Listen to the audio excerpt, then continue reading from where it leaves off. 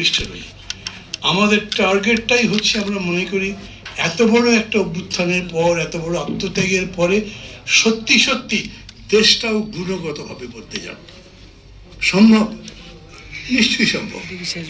দেশ যে গুণগতভাবে বদলানো সম্ভব, সেটা তো যারা অনেকেই বলেন না যে রাজনৈতিক দলগুলো তো ভাই কোনো পরিবর্তন হলো না, আমি তাদেরকে বুঝতে বলি রাজনৈতিক দলের মধ্যেও পরিবর্তন হয়েছে।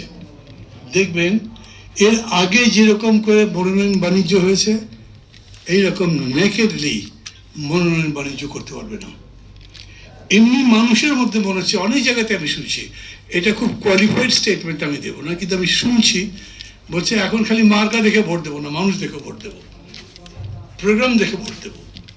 আমি কোয়ালিটি ইলেকশন মানে কি চাইছি, এই নির্বাচনের মধ্যে, যেটা সংস্কারের মধ্যেও নাই, যারা প্রার্থী হবেন, যে দল বা যে জোট নির্বাচন করবে, তাদেরকে বলবেন আমি এইভাবে দেশটা বদলে দিতে চাই, এই দেশটাকে উন্নত করতে চাই, একটা সুষম দেশ করতে চাই, একটা বৈষম্য মুক্ত দেশ করতে চাই। সে কর্মসূচি নিয়ে আসতেও তো হবে, বলতে হবে আপনাকে যে সত্যি সত্যি বাংলাদেশকে আরো উন্নত অভিদায় নিয়ে যেতে পারি আমরা, এই রাজনৈতিক শক্তি, তার কর্মসূচি এটা হতে পারে, দেশকে বদলে যেতে পারে। তার ডকুমেন্ট বলেন, তার যুক্তি বলেন। কোয়ালিটেটিভ ইলেকশন মানে কি, আপনি কেবলমাত্র মারামারি করলেন না, এটাই না। পুলিশ ইত্যাদি সম্পর্কে যে আলোচনাগুলো করেছেন, আমি আপনাদের বলি, মানে আমি এটা একেবারে অ্যাবসলিউটলি এই গভর্নমেন্টের একটা দুর্বলতা মনে করি। দুর্বলতা এই জন্য মনে করি যে যদি প্রথম থেকে সরকার যত্নবান হতেন, তাহলে 13-14 মাসে পুলিশের মধ্যে হয়তো আরো কনফিডেন্স ফিরে আনা যেত। এই অ্যাপ্রোচই করা হয়নি। আমি কিন্তু মিন করে বলছি, পুলিশকে এই অ্যাপ্রোচ করা হয়নি। যা হয়েছে হয়েছে, আর কিছু হবে না। যারা তোমরা মানবতা বিরোধী অপরাধ করেছো, তাদের বিচার হবে। বাকি সবাই এই দেশের সন্তান, এই দেশের পুলিশ বাহিনী আমাদের জন্য অবিচ্ছেদ্য অংশ। দেশের অভ্যন্তরীণ নিয়ম শৃঙ্খলা আইন রক্ষা করবার জন্য তারা লাগবে, আমরা তোমাদেরকে প্রোটেকশন দেব। ওরকম করে যদি চেষ্টা করা হতো, পুলিশ কমিশন গঠন করা হয়েছে, পুলিশের কি কি সংস্কার করা হবে প্রস্তাবগুলো বলা হয়েছে, কিন্তু কোনোটা কার্যকর হয়নি।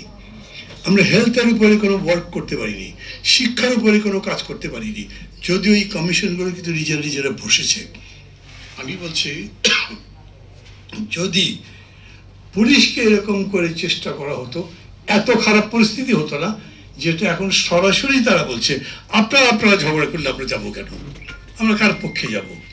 চট্টগ্রাম বিশ্ববিদ্যালয়ে যখন ওরকম একটা হৃদয় বিদারক ঘটনা ঘটছে, যে গ্রামবাসীরা গিয়ে ছাত্রদের পিটাচ্ছে, আর প্রক্টর প্রো ভাইস চ্যান্সেলর ফেসবুকে স্ট্যাটাস দিচ্ছে, ভয়েস দিচ্ছে, আমাদেরকে বাঁচান, আমাদেরকে ওরা মেরে ফেলছে, কেউ আসে নাই। জিজ্ঞেস করলে পুলিশ অফিসাররা বলেছে কোন দিকে যাব, সরকার তো আমাদেরকে কোনো ডিরেকশন দেয়নি। এইসব কারণেই দুর্বলতা থাকে। যদি কেউ এরকম মনে করেন যে না, পুলিশ একদম সব দিক থেকে ঠিকঠাক হবে, সব দিক থেকে সুন্দর ভোট হবে, ওই রকম করে এক্সপেকটেশনের কোনো বিষয় নাই। একটা ভোট হবে যেটা গ্রহণ করবার মতো, ওই জন্য আমরা গ্রহণযোগ্য বলছি।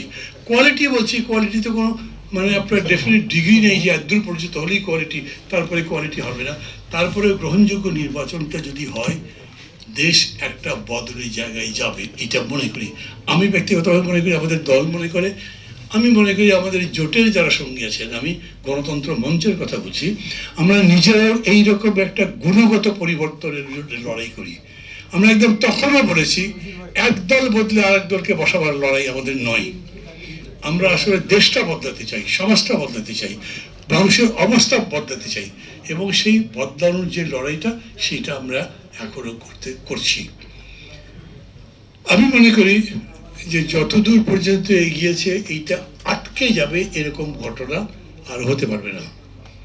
এরকম তো শুনলেন আপনারা।